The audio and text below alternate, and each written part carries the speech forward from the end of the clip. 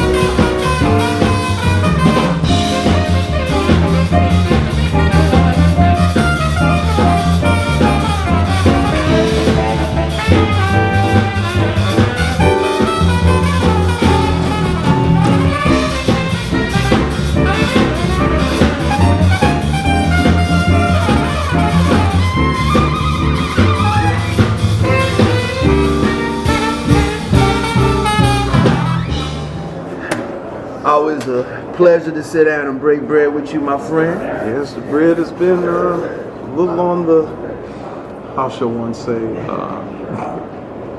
it's out the oven. distant. That's it. It's been on the distant side. It's been spread out, I say, because God, it's been what, a year and some change? Couple of years since I last sit down. Yeah, it was Birdland. Yep. It was Birdland. Now we're here in Syracuse, and you are doing another one of your tributes to a very, very important saxophonist. But also, he's a guy who I think doesn't really get a lot of credibility for what he left in Black American music, and we're talking about Mr. Eddie Lockjaw Davis. Yes, indeed. Edward Davis. He's unsung, to say the least. He's right up there as far as like Chu Berry, Don Bias. Of course, you hear about the two originators of the schools, Coleman Hawkins and Lester Young. And then, of course, after these two individuals, they're what they call the mainstream tenors, which are individuals that take elements from both Coleman Hawkins and Lester Young and infuse it and synthesize it into a style of their own. And Jaws was one of those individuals.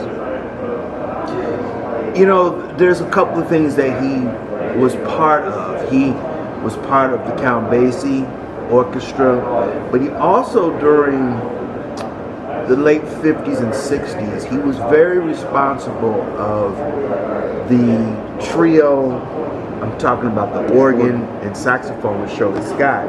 And those records were important. And also, he did another set of records with Johnny Griffith, which also kind of brought a very different dexterity of the voice and what he did. How were these two groups helping out his legacy as far as... I'm going to take a deeper dive than that. Let's go back to the fact that Lockjaw Davis was a self-taught individual. He had no formal instruction whatsoever.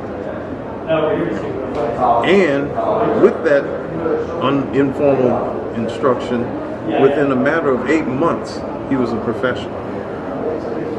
8 months. How does that happen? He was just endowed with that gift, and it's not enough just to be endowed with a gift. You also have to have the determination to cultivate that gift as well. Right. And he did so, to say the least.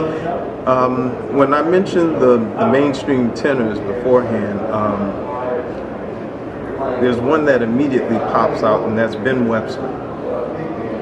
Ben Webster had, at any given will, the tenderness of a prayers and the flight of a hawk. Yeah. That can be any given phrase. So I say that because the general public around Lockjaw, when he first started playing, started calling him Little Ben, because he decided to take on Ben Webster's ilk, make it his own. And needless to say, because of the unorthodox style that he had, that was brought up through Ben Webster's scope, he became his own man. But Ben was always at the base of it, with the gruffness, the tenderness, and all that too. So, to that end, when his prowess started becoming more and more, around town, he didn't go by the nickname of Lockjaw right away. His first nickname was Dr. Jazz. Yes. And to that end, he pretty much, I guess, had the swing prescription for everybody. He gave you what you need in order to proceed and all that. He had tunes that were basically titled as medical terms: spinal, maternity, lockjaw, howling and screaming, surgery. These were all tunes, original compositions of his, some of which we're going to be dealing with tomorrow, but through a more urban perspective to make his legacy a bit more relevant in contemporary times by infusing it with more urbanesque rhythms, reggae, Indian raga, whatever. even disco. I'll go that route. As you evidenced at Birdland. Right, you know. right. So, but getting back to the meat of the matter, what you were talking about, he definitely was at the forefront of the tenor organ combo, which basically brought on a particular wave of the soul jazz movement. You know. In addition to that, he also was one of the forebears of the one of the successors of the tenor battles. Of course, you hear about the tenor battles with like Lester Young, Herschel Evans, Chu Berry, Don Bias, and whatnot.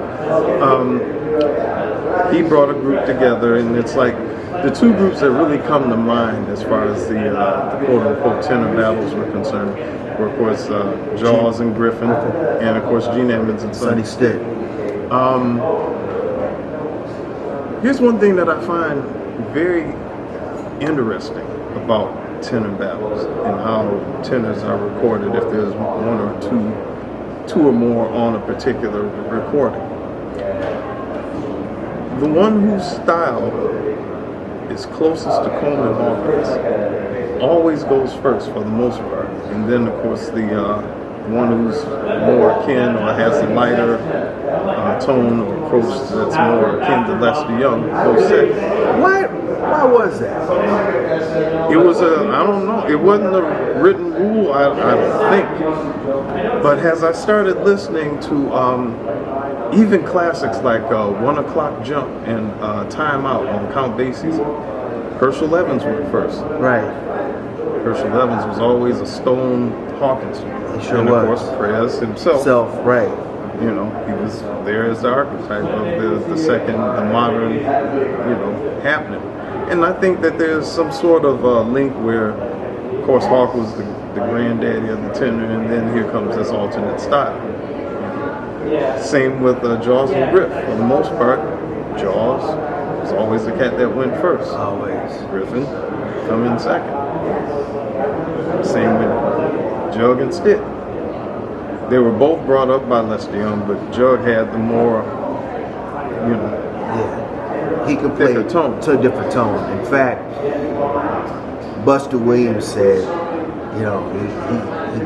he said he's going to go to the grave. That's what he said, that Gene Ammons, of all the saxophonists, could play the best ballads of all. Would you say that? I'd say that they all definitely had their way of rhapsodizing. Between Gene Ammons, Don Bias, and Chu Berry, for me, those were like the three rhapsodizers. And of course, they're all coming from Hawkins' stand as far as that goes. Not taking anything away from Griff and Stitt, but there's something about the way, in particular, Chu Berry, who's one of the forerunners to Lock and whatnot. He did Body and Soul back in 1938, a year before Hawkins got to it, once he came back from Europe in October, from August of 1939, when Hawkins came back a couple months later in October 1939, he laid down his document, Body and Soul. But before that, there was Chu Berry in what was an incarnation offshoot group of Cab Calloway called the Cab Jives.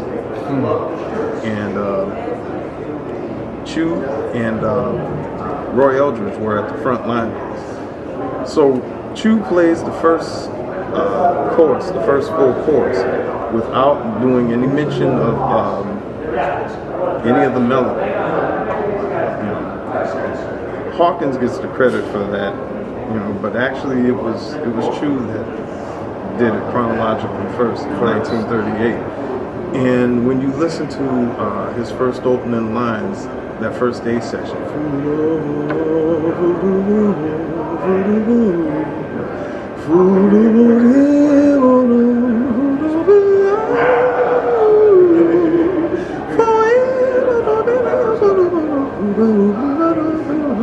he sounds like Caruso playing saxophone. Wow. He has that same declarative, authoritative, plaintive wail in his tone that everybody just basically, if they're rhapsodizing, they have to pay a toll through the Chu Berry. Chu Berry.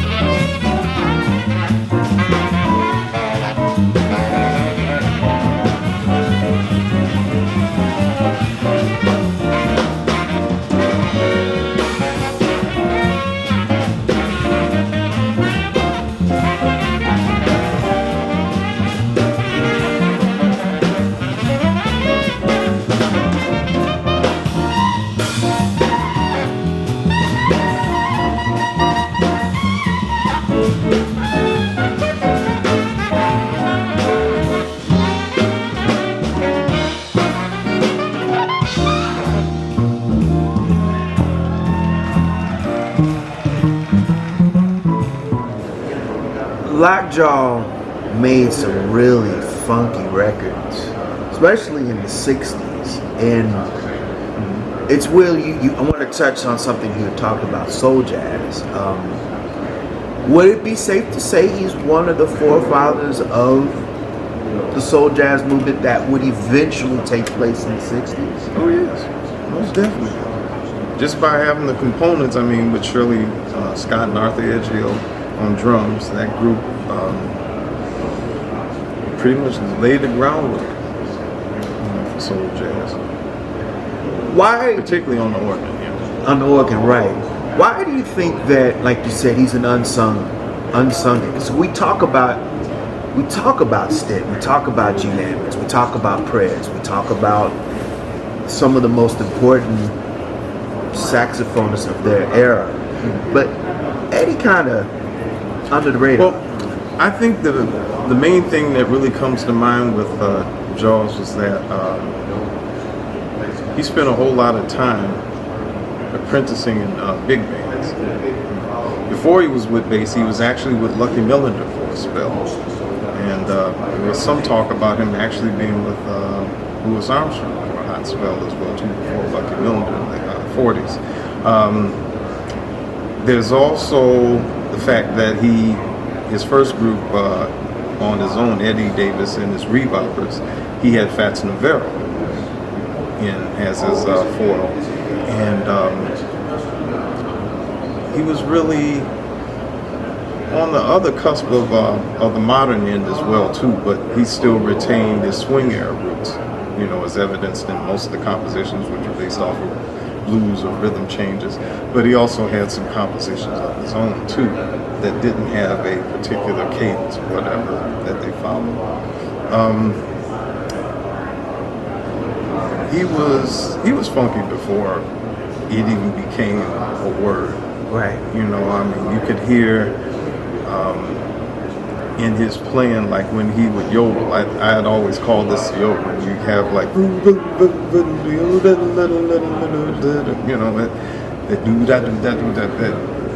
that surreal swing, if you will. He's always had that in his playing. It was him and another guy by the name of Eddie I'm sorry. Oh God, I'm having the Jazzheimers moment right now. It was him and a baritone player, Haywood Henry from Erskine Hawkins. When he's a Satan does the rumble. That was one of Eddie's early licks that he's taken and that he's refined over the years. And there was always something that you could that he could play and you could just nod your head to it,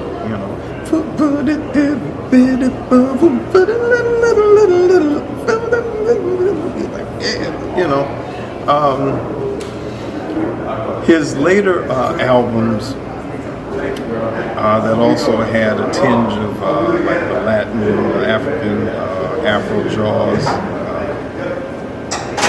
the like, where he could still be himself but take advantage of the harmonic and rhythmic pillows that he would place himself on and still be true to himself. Jaws was just that all-consuming individual, and because of his, like I was alluding to before, his apprenticeships with big bands, I think he's more known as, particularly with Basie. Because he played with him into the 70s, early 70s. No. Well, there was also a stint where he was part of the New Testament band. That's the other thing about it too. The New Testament band was the band that big band that came after the second band was lifted from the AFM from 1948 to 1950. So he was a part of that band, and he was also amplified as such. All the different broadcasts that happened at Birdland, he was there. And I can think towards the 60s, the beginning of the 60s. Right after the Jaws singing broken up, Jaws and Griffith broken up, I'd say about 62, 63, he started becoming a talent agent for Shaw. Really? Shaw Artists, yes.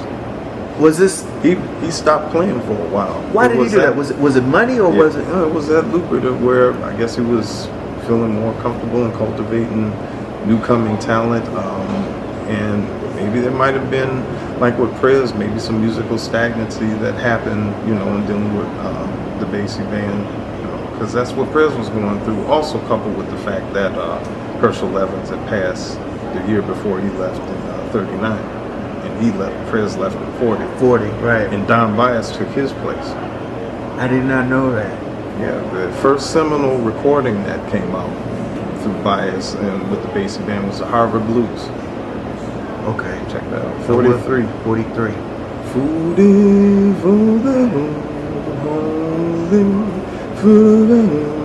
Yeah, that put Byas on the map as far as within the Basie. Right.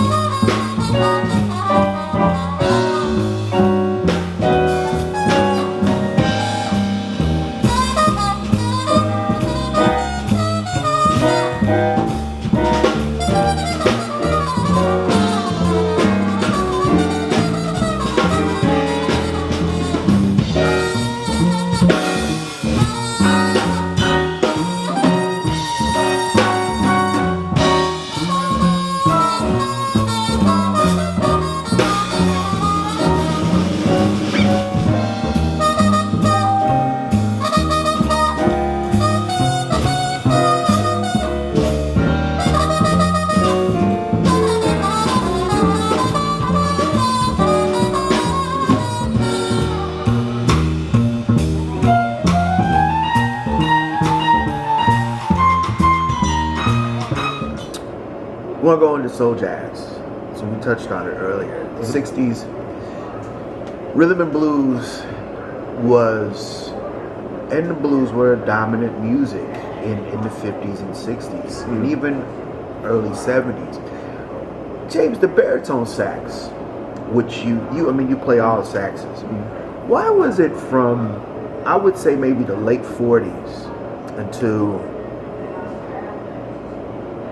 early 70s when you heard fills. It was, if it wasn't a tenor saxophone, it was a baritone. Mm-hmm. Why did we shift away from the baritone sax? Or why did it happen that way? For the most part, I think people and musicians alike say that the tenor is more akin to the human voice, so there's that fragile compass that the tenor reigns in, and a very popular instrument that's low enough that it can get to your innards, but at the same time keyed high enough, and of course with additional upper techniques you can go even higher than that, that'll permeate and get to the soul as well too. On the baritone, there's the fact that it's a bit larger. During the most part for the earlier first half of the century, the baritone wasn't really catered to as a solo instrument per se, unless you had there were no commercial jazz mouthpieces that were made for the baritone or whatever. So you either had to go in and file yourself or know of a mouthpiece technician. Of course, there were a few back then, like Frank Wells. Frank Wells in particular, he did most of Blewett's earlier mouthpieces, and most of the cats in Chicago, because he was based out of Chicago. So everybody like Von Freeman, Eddie Harris, the like, might have had their mouthpieces finessed by him or somebody that's coming in from town. And then on the West Coast, there was Glenn Johnson, another guy who would go in and open up mouthpieces that normally wouldn't be open. So with access to things like that coming into the mainstream later on in the towards the end of the 20th century, we start seeing more mouthpieces that are able to make the baritone sing a bit more and not just be relegated to an oompa role, to something to hold down the lower textures. The actual baritone can sing, and of course we know this anywho by way of cats like Harry Carney, Charlie Folks, Leo Parker, George Favors, who's Detroit cat and whatnot. I mean, there are many individuals out there, but they didn't get the popularity shine like the tenor and the alto, the lesser, the lighter horns. Because it takes a special cat to hug around a baritone or a bass. I mean, because you listen to those great Motown records in the 60s, and that bottom was the baritone. It's like, and you heard them on those Atlantic records too. It's like the baritone was a really popular instrument, but it was like you said, the tenor kind of flipped it out. Was that by design or was it just by economics? I think it was all the above. It would take later on some foresighted individuals, to say that, hey, man, this act can really sing. There's actually a voice that can be attained on here, and as a result of such, companies started paying attention, started adding more keys on, started, really making it possible for the baritone to be more agile, so that way you could play more solo or more melodic lines and things of that sort. So the baritones come into the fold in that sense.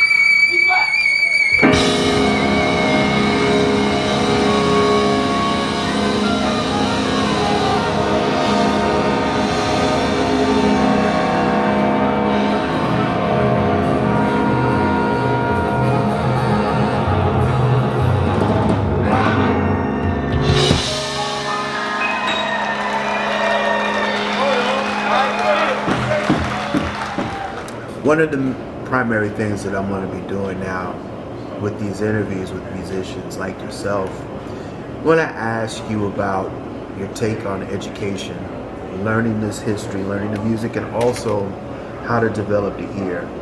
Are you finding that musicians that you're encountering when you're doing workshops all over the world, are they in tune with how to understand the history and also how to listen differently? I think for the most part, it's a positive time, but at the same time,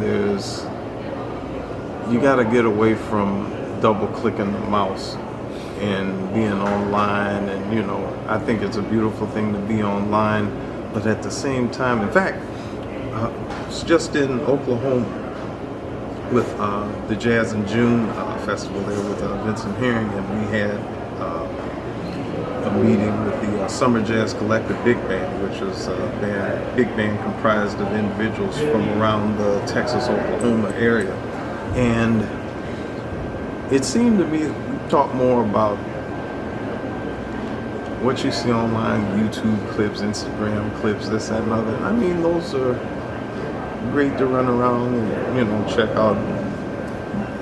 But I told him there's a generation gap here. I came up in a generation where we had to wait for Dave Cherdock's films to come into town. We had to wait. It wasn't until, I'll give you a prime example, 18 was when I first saw some Coltrane footage of him actually moving, and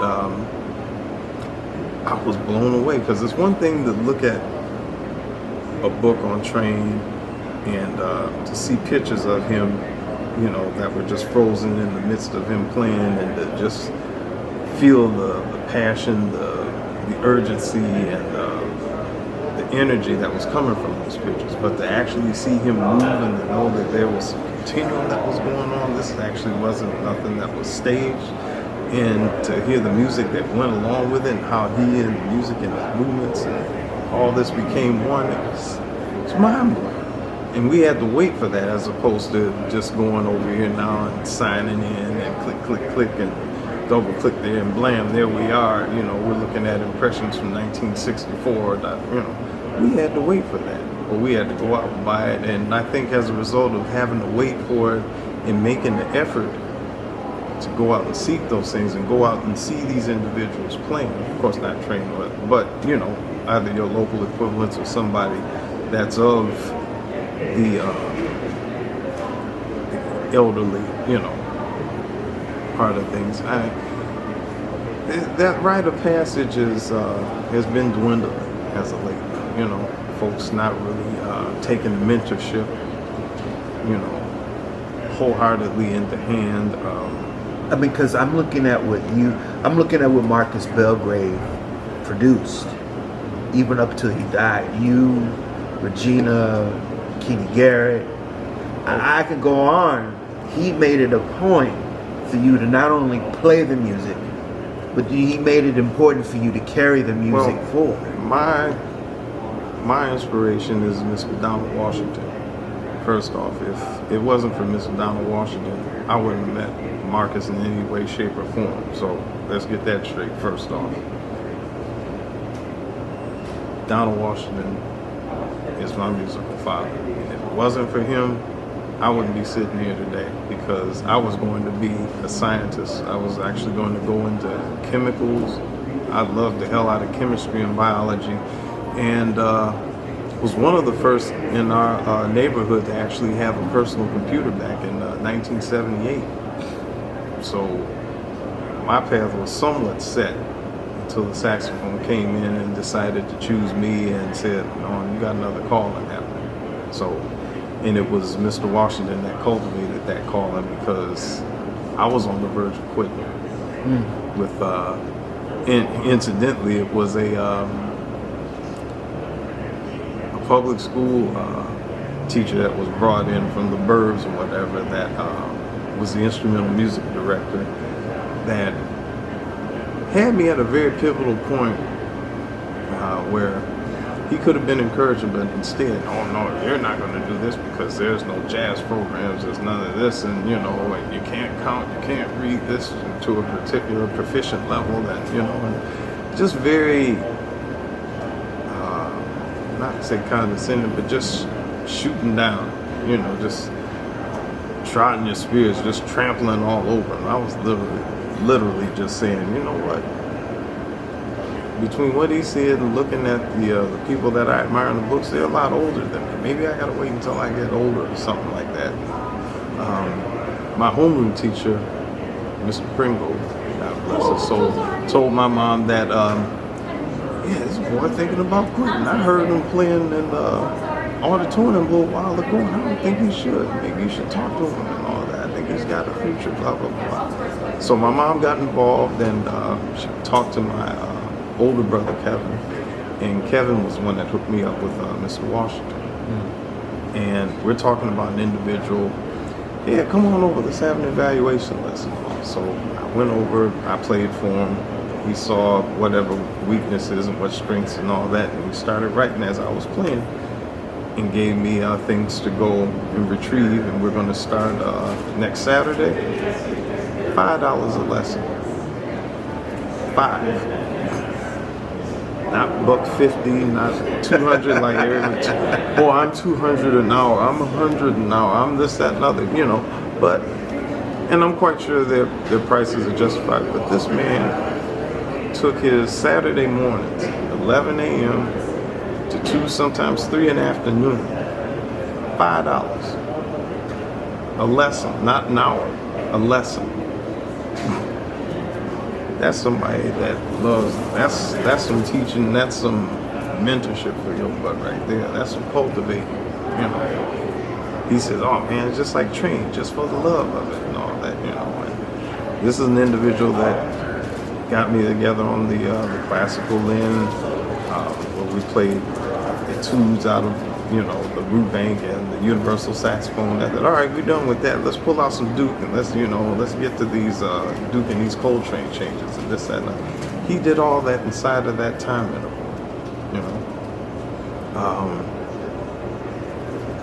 Hardly any individuals that are, you know, doing anything like that at that particular amount of money or that equivalent of amount of money, you know, nowadays. And every time I gotta give props up to him as far as that goes, because when this music is at its height, it provides hope. And that's another thing that I tell these the young generation that's out here now. I was like, you see this instrument here? I have a family because of this instrument. I met my wife at the Jazz Festival. And if I didn't develop a certain proficiency, I wouldn't have been at the Jazz Festival at the time for that trajectory to happen, to meet her and for us to get together and to have two beautiful children and to be getting ready to celebrate 28 years of marriage. That horn did it. That'll do it again for this very special edition of the Pace Report, recording live at this year's 2024 National Grid Syracuse International Jazz Festival. I'd like to personally thank the incomparable James Carter for his time. Also, I'd like to personally congratulate the artistic director, Mr. Frank Malfitano, who's been almost like an uncle and a brother to me. Continued success with this festival, and thank you for all you do for not only the music, but also for the people here in Syracuse, New York. People, I can't stress this more than enough. Please like, share, and subscribe to my videos here on YouTube and Vimeo, as well as leave comments. Also, please follow me on social media. How's everybody doing? Instagram, Twitter, and Facebook.